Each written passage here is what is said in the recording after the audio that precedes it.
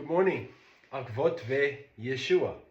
Akvot ve Yeshua, of course, means that literally putting our feet in his footprints. Him being Yeshua, the Messiah.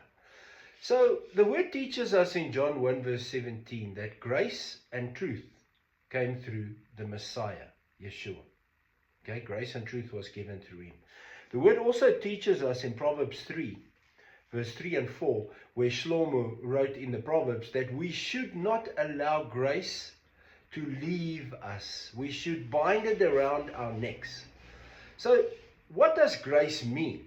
Grace is a gift, an undeserved gift. So in other words, we receive something that we did not deserve. We receive something that we are not worthy of, such as life everlasting, such as becoming a son and a daughter of God Most High by trusting in the Son, Messiah, Yeshua. So through that trusting, you and I became a son and a daughter of God Most High.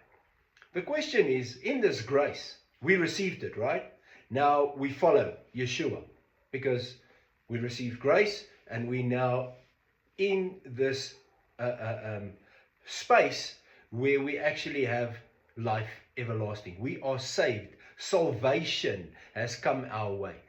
Now the question is, to be a follower is great, but how do we become an intense follower? How do we become Akvot ve Yeshua? How do we put our feet in his footprints and walk as he walked? And literally stepping into his footprint with our feet, to remain on that road. Yeshua calls it in Matthew 7 verse 14, he says, walk on the hard road towards the narrow gate. Follow the path to the narrow gate. For not many people find it.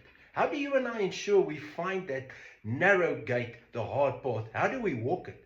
By putting our feet in his footprints. That's the only way to do what he did. He says in John 15, no one has greater love than he who laid down his life for his friends, right? But he also says in John 15 verse 10, you are my friends if you do what I have commanded you. If you love me, you will obey my commands, as I have loved the Father and obeyed the Father's commands. These commands were ancient commands right from creation. Don't eat of that tree because that will cause death. So it's always this choice between life and death. Make the choice today to remain on that road, to choose life.